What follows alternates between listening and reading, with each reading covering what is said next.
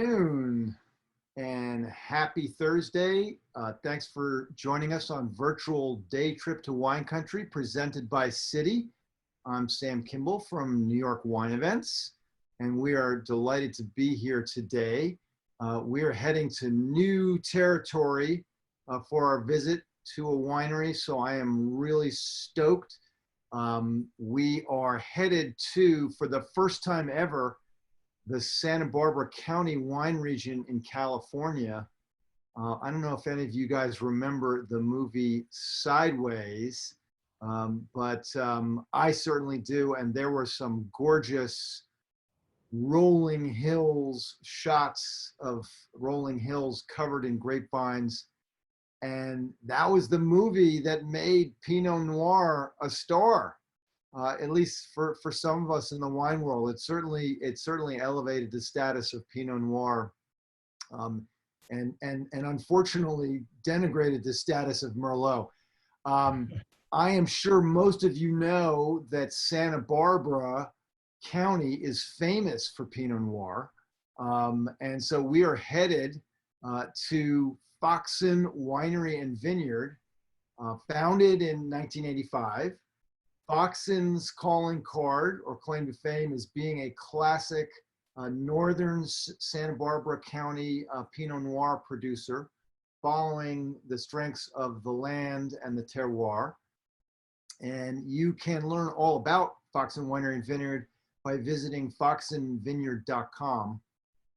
We're really excited. Again, it's our first trip virtually to Santa Barbara County. And to a winery there. I do have, as I often do on the show, a deal spoiler alert of the day. You can get an additional 15% off Foxen wines, any of the wines on the website, with the promo code LOVENY, LOVENY, stands for Love New York. So that's an awesome offer. Take advantage of it. And I think you'll find also the wines are very reasonably priced as well. So if you have questions during our session and tasting, please put them in the Q&A or the chat module in Zoom, and we will tackle them along the way. Also, hit the chat and let us know where you are tuning in from. If you're tuning in from the Midwest, the South, the East Coast, we always love to hear about that. And so it's my pleasure today to host the co-founder and co-owner of Foxen, Dick Doré, and his wife, Jenny Doré, who's also a co-owner. Welcome, Jenny and Dick.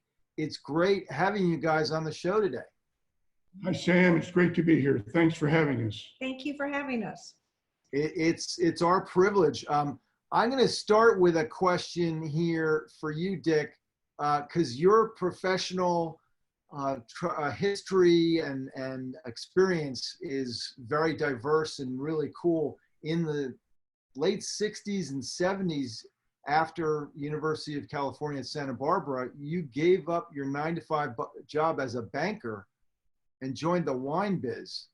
How did that happen?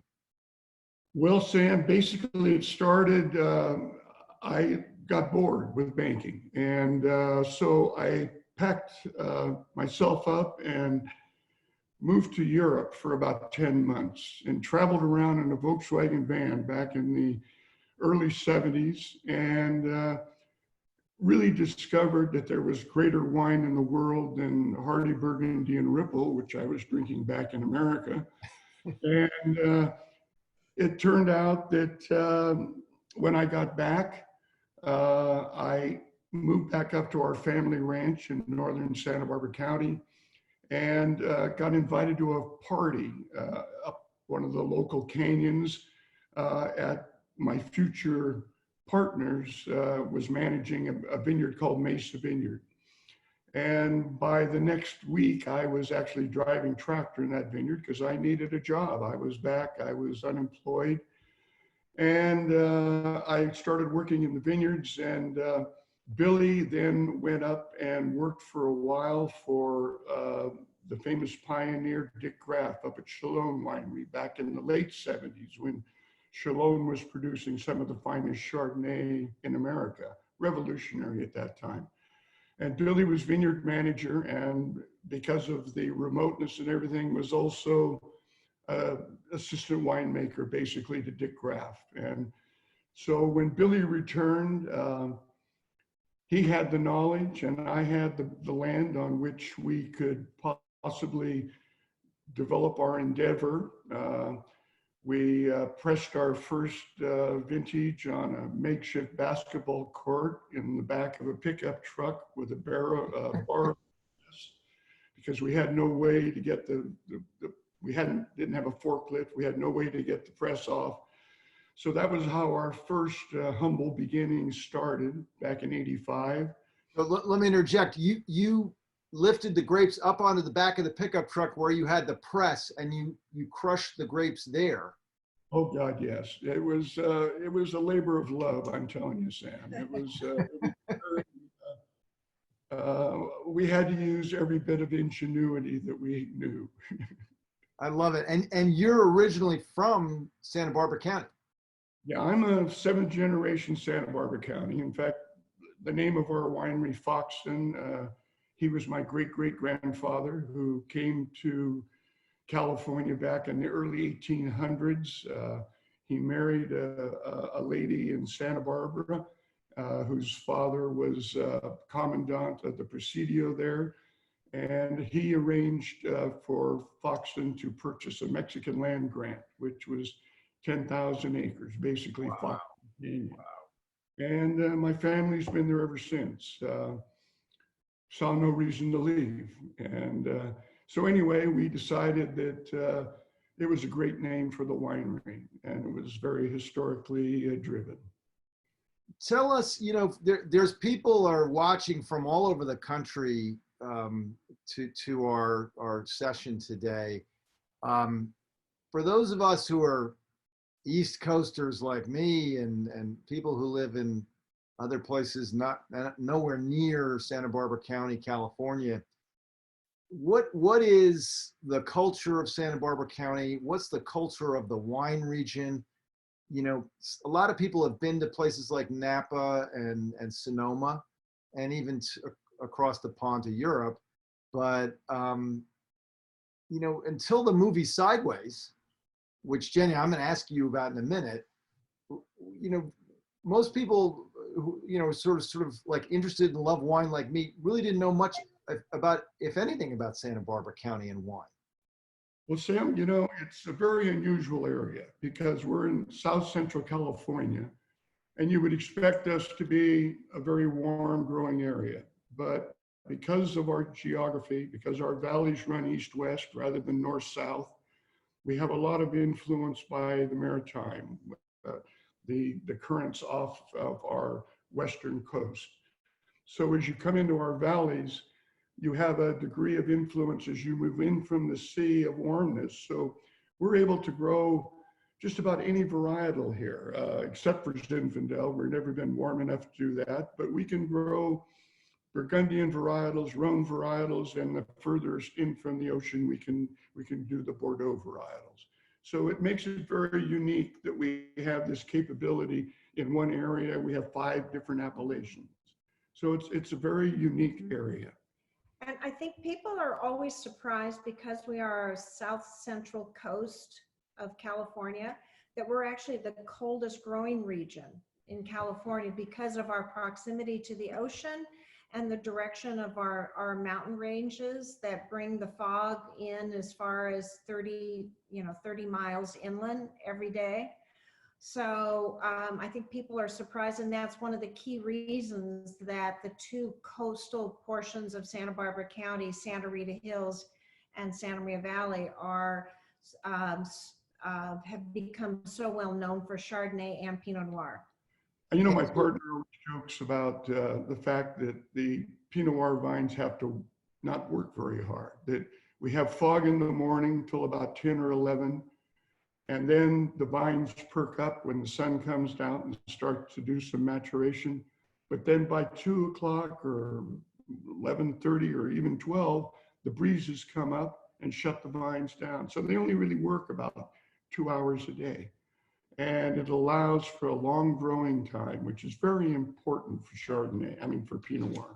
We like to call it in Santa Barbara County, we like to call it hang time. So our growing season is longer than up north, Sonoma in general, and other Pinot regions, by virtue of it being so cool and so few hours of the day that the vines are working. It's particularly for Chardonnay and Pinot Noir. And we can have a warm day like today. Today it's 85 here. It's been 90 the other day. But at night, we have a nighttime temperature of about 50, 45 to 50, which really enables the wines to have good acid. And I think that's the basis of any growing area, is being able to have that acid in the wine. So that was my question, you know, for both of you, but Jenny, I was going to direct it to you, and that is, what was the effect? Because they talked about that cooling effect at night of the maritime climate and the ocean air for the Pinot Noir grapes being critical. In the movie came out and it was all about Pinot Noir. What was the effect on you guys? Had already been running a vineyard for 20 something years when that movie came out. What changed? It was extraordinary, and one that we never expected. You know, it was a well-written book by Rex Pickett that Alexander Payne made into a brilliant movie. And we were asked to be in it. We read our portions of the book, and Dick had discussions with Director Payne about it.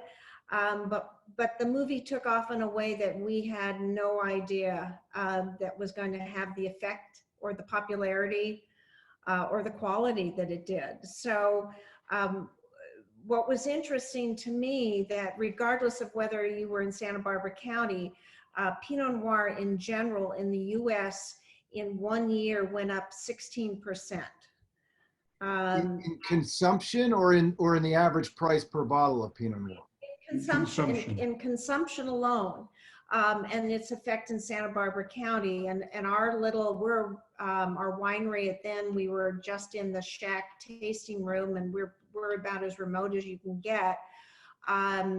The amount of visitors, people coming to the winery, just went through the roof. We opened an outside little lean-to shack, an extra tasting counter to handle the crowds. But bless, people, regardless of how you feel about the film, and it was raunchy, it's hysterical. There are a lot of brilliant lines in the movie about Pinot Noir. The author of the book, had a true love of Pinot Noir. It was amazing. So it introduced Pinot Noir to a whole new generation of consumers. Yeah, I think the demographics changed dramatically. We had a much lower group showing up. I mean, when I say lower age group, we were getting people 21 to 40 rather than 40. Yeah, it took away it sort of brought it down to a level that just it took away not the mystique, but if people were intimidated after watching the movie, you were no longer intimidated. You're ready. Yeah, I think, that's a great point, Jenny. I think the movie made wine suddenly feel like it was more accessible to people. Wine can be intimidating. Any given time in the US, there's 300,000 or something SKUs or different wines that are on shelves or available at wineries or wherever online. And I think it made people feel like, oh, I could do this. I could taste wine and check it out. And I think that was good for our industry. I love the fact that one of the effects of the movie was you had to build more tasting room space. So it reminds me of another movie, Jaws, where the famous line was, "We're going to need a bigger boat." Exactly. Yes, exactly. So we have some questions. I'd love to answer them on the fly here. William asks, hey guys, you guys produce Pinots from both the Bien Nacido area and the Santa Rita Hills. What are the differences? Well, we make 8 single vineyard Pinot Noirs, and each one is very precise, and they come from both Santa Maria Valley and Santa Rita Hills. And there are differences and there are similarities. They're both very cool regions. On average, the temperatures are, there's slight differences winter to summer. But generally speaking, Santa Maria Valley Pinot Noirs have a red fruit quality, strawberries, raspberries, sort of Billy likes to call them the red summer red fruit spectrum, and a spice component of cinnamon, clove, cardamom. When I get those 2 elements in a Pinot Noir, I know that it's Santa Maria Valley.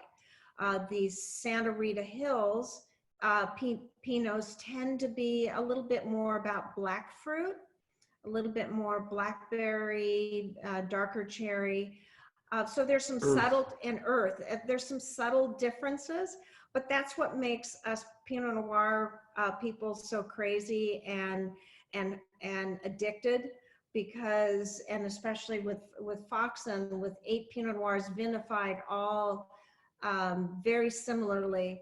You see this, you taste, you feel the sight of each wine, and that for us is what it's all about, because we make terroir driven vineyards, very vineyard specific wines. Now that's awesome. One other question, and then we'll dive back in. Linda asks, how will you handle tastings in the future due to the virus and social distancing? We're looking into, we're doing it now. We're preparing. We haven't opened yet. We have been open for curbside pickups. We're doing what everybody's doing. Thank heavens for the internet and e-commerce. But we're looking at making the accommodations at our facility. I think initially, at least, we'll be open with just the 1 tasting room, limited amount of days, and by reservation, so that we want to keep our staff and our customers safe. So we're doing all the protocol sanitation that every business is going to do, but looking at how many people we can accommodate safely. Got it. Okay. Awesome. We don't want, for us, we just don't want to open too soon and do something wrong. Exactly. What is the oldest vintage single vineyard Pinot Noir that is considered at its peak? That's what? It's at its peak? You mean the Foxen? Yeah, what's for a Foxen single vineyard Pinot Noir, what's the oldest vintage that you would say is at its peak? Recently we had a 98 Julia's Vineyard Pinot Noir, exactly. and our Bien Nacido, which wasn't an outstanding year. The critics weren't crazy about it initially, and that wine, we opened it at an event with some sommeliers, and it just was extraordinary. But I would, conservatively, 10 years is generally a good time, and then it varies from vintage to vintage. But we definitely make wines that age, and whether any of our 23 wines that we make, every one of them has the ability to age. Yeah. Even our least expensive wines will age. Yeah, it's fun. We do try to, at wine dinners, which someday we'll get to do again, bring out older vintages. It's always fun to show them with people, to show people what the potential of a wine is. Where, we love our wines young, but we always tell people you will be rewarded if you can wait. I think that's awesome. Well, I want to thank Betty for that question, because it was a great question. And Jack Winnett says, we're drinking a 2012 Julia's right now. Delicious. Wow, right. Great. So that's an 8-year-old one. Another quick question. Can you discuss the differences between the wines you serve in the shack versus those you serve in the larger tasting room? Well, when we built the new winery with the larger tasting room, we decided that we would put our focus wines there, which were our Pinot Noirs, our Burgundian wines. But because we do make just about everything except for Zinfandel, we put those at the shack. So our Bordeaux varietals and our Italian varietals are at the shack. And the new winery has Burgundy and Rhone. So what Dick refers to as the shack is our original tasting room. It was the family. It was the blacksmith shop. When the stagecoach would come through the ranch back in the 1880s every day. It was like the gas station on. I'm having visions of like Bonanza from when I was a kid. Spectator back in the early 90s called it rustic at best. Food and Wine magazine, Letty, when she was there, called it, looked like a Jamaican beach shack. We just affectionately call it the shack. So for me, you know, as the marketing person, it was an opportunity when we opened our new solar powered winery in 2009 to showcase our lesser known wines. And I have to say the shack is beloved. People love the open air shack as rustic. It has porta potties. And we built the new winery and the new tasting room down the road. The shack is behind you right now. Yeah. Did I put the shack behind me? There it is. I'll get out of the way so everybody can see it. That's amazing. Look at that. It is literally a shack on the side of the road. And it was an opportunity to showcase we call it Foxen 7200. And people like to come visit both. The biggest concern with our fans when we were building the new facility was that people were so afraid that we were going to close the shack. And we assured them that we didn't, and we still love the shack. So Sideways did not kill the shack. No, it didn't. It did not. It did not. No, we needed before we built the new winery. Our wines were made in the old barn, and we like to joke that the barrels were holding up the barn. So we took the opportunity of the Great Recession in 08, 09 to build our new winery that was solar powered. That's this one here, yeah? It's the first solar powered winery in Santa Barbara County. So we're on, you know, precious historic property, and we wanted to be respectful. So another quick question. Speaking of barrels, what type of barrels do you use to age your wines, and for how long? And I think that part of the answer is it depends on which wine, etc. Yeah. Well, Sam, we use exclusively French oak. We use Francois Ferrer primarily for our Burgundian varietals. We use a barrel called Talenceau that we get out of the Cognac region for our Bordeaux varietals, and the other varietals, something in between. Normally our wines get anywhere from 12 to 16 months in French oak, depending on the wine and depending on how we deem it when it comes into the winery to vinify. But normally all our single vineyard Pinot Noirs see at least 16 months in French oak. That's great. So really quickly, I had another question here. Your partner, Bill, Yes. There's one of our viewers wants to know, what wines is Billy drinking right now? Ooh. Billy drinks them all, but in fact, it's funny. Billy went in for a physical for one of our life insurance policies recently, and the nurse asked him, you know, on the questionnaire, do you drink? And of course, Billy goes, yes. And she says, well, how much? And Billy goes, oh, about 750 milliliters a night. And she goes, how much is that? He said, that's about a bottle. She says, well, I can't say that. Anyway, so Billy is drinking what goes with whatever he's eating that night. Yeah, and like a lot of winemakers, wine producers, we are fans of wine, and we're always trading amongst our colleagues and splurging on other wines when we can get them, and so that's a part of, I like to say, we eat and drink beyond our means in this business. So we're going to get to tasting these 4 awesome wines today in a second, but I do have a fun question for you, and that is, can you please tell us the story of, quote, hippies use the side door, ...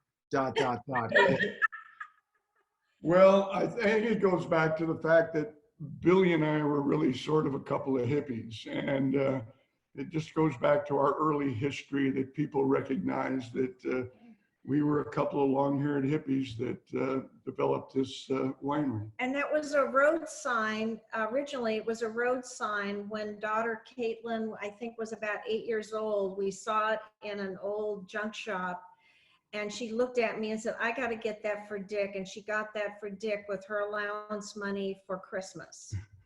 I love it. So it was one of those things that just sort of stuck. Hey, Dick, what year did you get the lift so that you didn't have to do the pressing from the back of the pickup truck? Actually, we borrowed some money and bought a 1-ton basket press about the 3rd year. All right. It's the 3rd year, and then we didn't have to press in the pickup truck anymore. But we started with a basket press, and eventually bought a used old Howard press that handled 2 tons, which was an antique that we bought from San Ynez Winery, as I remember. And then eventually we moved up and eventually bought a nice Euro press that we probably spent more for. It was our largest capital investment to that time. It was about our 5th year. So yeah, it was sort of what could we afford? That's awesome to hear. All right, so we're going to be tasting 4 wines today. I think we're starting with a Chardonnay. I'm going to put a picture of it up on the screen here to my right. This is the Block UU Bien Nacido Vineyard Chardonnay. Tell us a little bit about this wine, the tasting notes, and I need to know personally, what is a great food to pair it with, because I have a bottle and I'm going to bring it to dinner tonight. Oh, yum. All right, so I should say, so Block UU is that's a funny name. Those who know Bien Nacido Vineyard know that it's a beautiful vineyard, produces great wines, but it's a large vineyard. And because we're farmers first, Billy likes to have control of our farming. We have very specific blocks that Billy controls the farming, and that's really important. So we always identify the block at Bien Nacido because it's our block, and that's really important to us. We have a great vineyard manager also at Bien Nacido, a guy named Tris Hamill that works with us diligently to give us what we want, because we're firm believers as farmers first that you make a wine in the vineyard. Yeah. I mean, the grapes that arrive at the door better be right, because I don't think we know how to handle a problem. We like to have our grapes that come to the door perfect, and we only can do that by doing it in the vineyard. And you asked about a pairing, and I love the acidity of this wine. We really are acid freaks as far as our with all of our wines, but and that doesn't go back to our hippie days. Yeah, maybe, but it's got great acidity and a nice big mouthfeel. I would like to see this with a nice, it could be a nice oilier fish, a cod, Halibut would just be fantastic, nicely grilled, something simple. You know, salad, maybe some pears on the side.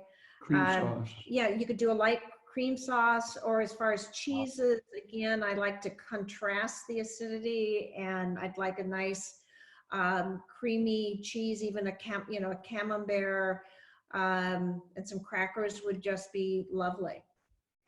Awesome. And what's the price point on this Chardonnay? That is in the low 30s, depending on your market. I've seen it anywhere from low 30s to $34 in that range. And with a discount, it's going to be in the mid to high 20s. Yeah. So that's good price. And on foxenvineyard.com, it's how much? So so that would basically be the club price. So I should have figured it out for you, but 50%. Okay. Marketing, not Yeah, it'd be about $28. Yeah. All right, 28. All right, that's awesome. And change. And change. All right, I'm gonna have it with. I'm doing cheese with that tonight because we have some awesome artisanal cheese on. The truffle Gouda the other day, it was delicious. All right, so we're going to move on to, we're heading into Pinot Noir territory, the 2016 Pinot Noir Santa Maria Valley. So I'm going to put that one up on my screen here. And so everybody can see it. This is what it looks like. Tell us about this one and the notes and the foods that it go with. It comes from two vineyards, River Bench, which is a vineyard that was planted, part of it, many years ago. The rest of it was planted about 10 years ago, along with the Pommard clone from our Block 8 at Bien Nacido.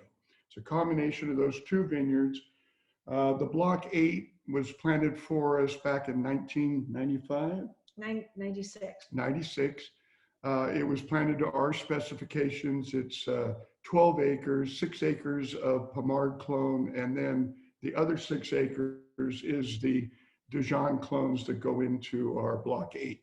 So it's just a combination of two, and it's very bright. It's Billy likes to call it our Cherry Garcia because it's very fruit forward. It's got cherry elements, red fruit. So this is our blended vineyard Pinot Noir. The others are sites, are vineyard specific. And this sees no new oak. It's meant to be bright and pretty. I like to say it's a little feminine, and it's feminine and youthful. It's sort of she's sort of pretty, little flirtatious. It spends just a year in barrel, no new oak, as I said, second, third year wood. And again, it's supposed to be an expression of the Santa Maria Valley, which the red fruit and spice, this wine has it in spades. And I think what's amazing about it, Sam, is that it also is ageable. I mean, it may taste like a light wine but I'm drinking, and we have lately drinking our 8 and 10-year-old bottles of this. Wow. It's beautiful. Yeah. So there's half of me wants to always dive right in when I buy one of these wines and have it this weekend. And then the other half of me puts it in my wine fridge. And because I have some friends and family who are like, when I ask them what they'd like, they're like, oh, I don't care, whatever. So I'm not going to bring out something great for them. It's very food friendly. I'd say this is our most food friendly, versatile wine. If I've got at the table, or if you've got someone eating salmon and someone having pork, this is the perfect wine because it spans the spectrum. Versatility. Yes. Excellent. All right. So shall we head to the 2016 John Sebastiano Vineyard Pinot Noir from Santa Rita Hills? I like Linda's question here, and it's one that we're all dealing with. First of all, John Sebastiano is two people. It's a guy named John Wagner and another man named Sebastiano Sturba. And the two were wealthy people that planted this tremendously beautiful vineyard. It's one of the most eastern positioned in the Santa Rita Hills, meaning in a warmer area, but because of its altitude and steepness and proximity to the ocean winds, it's perfect. And it just is, I think it's a great expression of the Santa Rita Hills. Yeah. And John Sebastiano Vineyard is one of our newer vineyards for Pinot Noir, and it was planted in 2006. So it's got some, and it's really strutting its stuff. So in 16, it was 10 years old. Yep. And, which I think really is the minimum time that Pinot needs to really kind of start to show the depth and the potential of a vineyard. And we have 3 acres there. Yes.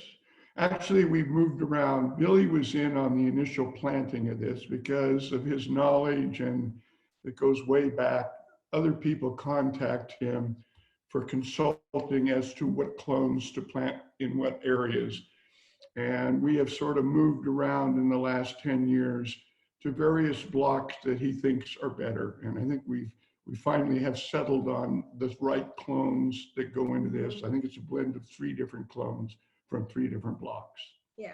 So Yeah, at the risk of short circuiting the last wine we're going to taste, there are a couple of interesting questions. One of which is, which of your wines is the most popular variety or selection or set of selections in terms of sales? Like, do you sell a lot more of these Pinot Noirs, or is there a heavy dose of Chardonnay? And this is from an East Coast viewer. Certainly Pinot Noir makes up the bulk of our production. We make, I guess, seven single vineyards now, and 2 vineyard blends. So it makes the bulk. And because Santa Maria Valley, I call it our workhorse, is the wine that we make the most of, the single vineyards and the single blocks are much more limited in scale. So you do see more people associate first and foremost Foxen with Pinot Noir, and then secondarily with the Chardonnay. All these wines, Sam, are less than 1,000 cases, except for our Santa Maria Valley. Yeah. And wines like our Julia's that has been mentioned, I think 400 cases. I mean, we don't make a whole bunch of some of our Pinot Noirs. Yeah. We make what we can. Yeah. Right. So That's important, and it's important for people to know the distinction between those smaller case production selections and as being reserve wines, essentially. And you need to grab them, and you need to learn about them and know which ones to age, and because there aren't that many, and so they're a precious commodity. Yes, they are. And we live and die by the vintages. There are some vintages that are, under producers, and other vintages that were more normal. And we, that's just the way it is. 15 was a really low yield year, and they're just, it's the same thing happening in Burgundy and elsewhere. Some vintages are more plentiful than others. Well, thank goodness we don't have the problems they have in Burgundy. Yeah, thankfully. Yeah, that's a whole nother thing. By the way, so I just put the Block 8 Pinot Noir up on the screen next to me. I would be lying if I didn't say there have been several mentions in the chat about the Block 8, and some of those mentions are followed by exclamation points. So I think you picked a great wine for the finale. What is the Block 8? What's it all about, and why is everybody wild about it? It's certainly one of the showiest Pinots that we make in terms of structure and depth. It has a big tannin structure, so it's always last in the lineup to taste. But it's also one of the first single vineyards that we've ever done, so people are more familiar with it. And it's more of a blockbuster compared to our other Pinots. It is. I think it's the biggest of all our Pinot Noirs as far as mouthfeel and versatility. I mean, it's one of our biggest sellers in Texas because it'll go with a steak. Yeah. You know, And it's interesting. And in New York, it's the two single vineyards that we do get. There are the Block 8 and the John Sebastiano. So for me, it's fun to have one from each sub-appellation. I have to say the Sebastiano is really interesting because it has the nuance and the finesse of a great Pinot Noir, but it's got the horsepower, you know, of a bigger wine. And I haven't tried the Block 8 yet, and I'm dying to do that. But I find that's a very interesting combination of elements where you have this grape, which has so much finesse and nuance, where you can end up with a wine that has tremendous structure and character, and is not really, you can't characterize it as a light wine. It's really got so much going on. It's a little bit more, I call it impetuous. It's very expressive. It's got an earthiness and a kind of, if you've ever hiked the hills in Santa Rita Hills, there's all this sagebrush and I can almost smell the salt air. Whereas Block 8 has a little bigger tannin structure. I always call that my filet mignon Pinot. If I'm going to go to, if I need the bigger tannin structure, I'll go there. But that's what makes it fun. They each have a unique personality that is, and I think Billy is brilliant at letting the site show. So the personality of the wine is there consistently despite the vintage. You know, rather than combining different vineyards to achieve complexity in the finished product, we combine different clones from the same vineyard to achieve that same thing.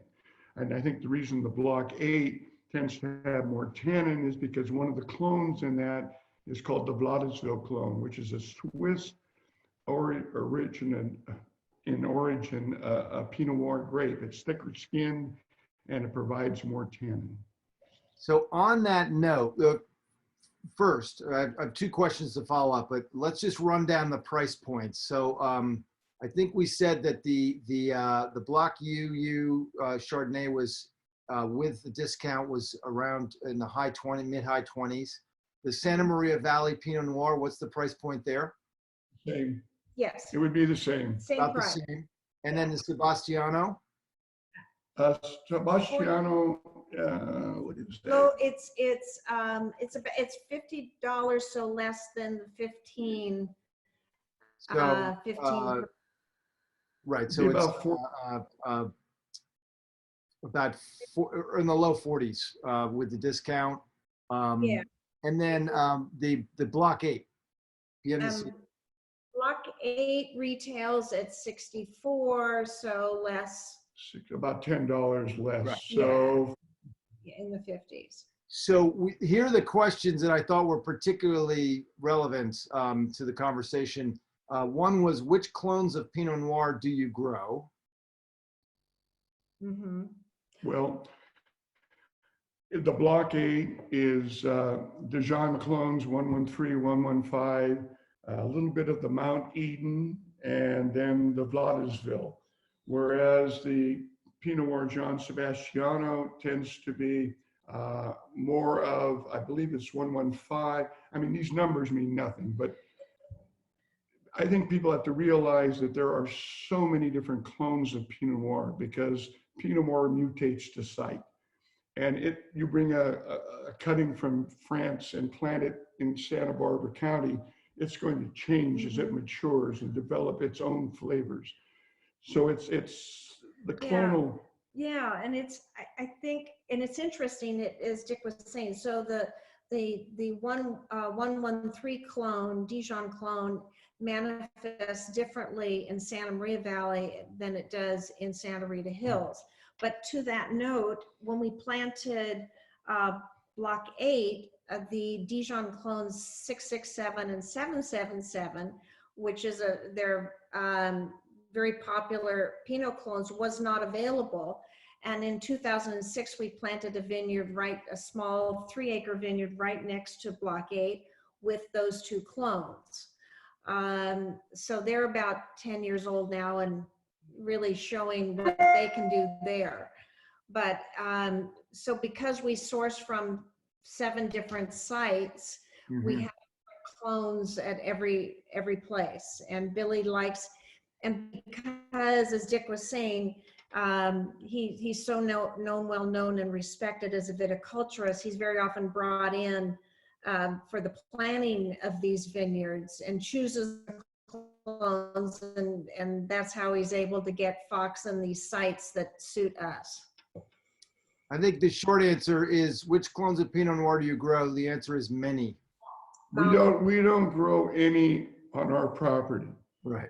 We are warm on our acreage in Foxen Canyon. So we buy all our Pinot Noir, but we have total control over every block that we source from.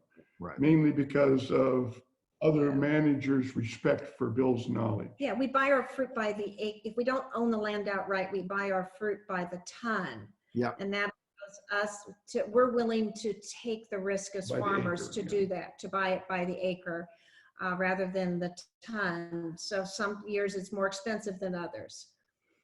Well, and the other question, and I don't think there's really a one simple answer to it, is good grapes are obviously important, and we love all the Foxen Pinots, but is there something about the winemakers and the process that where the magic is the result? And I don't know how you answer that other than to say a lot of tender, loving care and experience.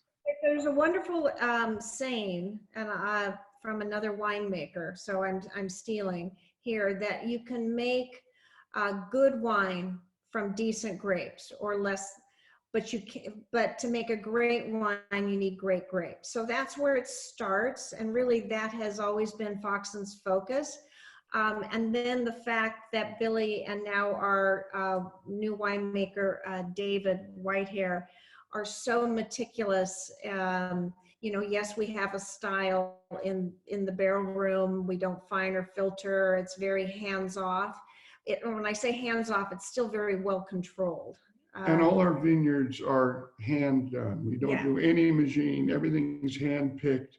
We show great love for our vineyards, and we crop very low. I mean, we crop our Pinot Noirs at around 2 to 3 tons to the acre, which makes our grapes quite expensive. But we have never spared that expense to not make great wine. Yep. No, I love that. Well, I want to remind everybody that we do have this opportunity today with the deal. Use the promo code LOVENY, Love NY, and that gets you 15% off of anything on the website. And if you missed it earlier on, it's foxenvineyard.com. I want to thank you guys so much. This has been a blast. I can't wait to come out and pay you my first visit. I was so thrilled when we were going to Santa Barbara virtually today that now I'm already in my mind planning my actual visit. So, all right. You will be treated regally, Sam. And I look forward to getting to New York. I was supposed to be in New York earlier this month, so we look forward to traveling again in next year, I guess, whenever. Well, we'll get you guys into one of our grand tastings in New York City. We do a bunch of them, and there's some great wine and winemakers and artisanal foods. So it's been a pleasure. Thank you again so much, and thank you everybody for watching. Tune in. By the way, just so anybody who came in the middle, all of our broadcasts are available video on demand within about a day of the broadcast. You can go to newyorkwineevents.com and they're all there. So thanks so much, Dick and Jenny. Thank you. And we will see you hopefully very soon. Take good care and stay safe. Thank you. All right. Bye-bye now.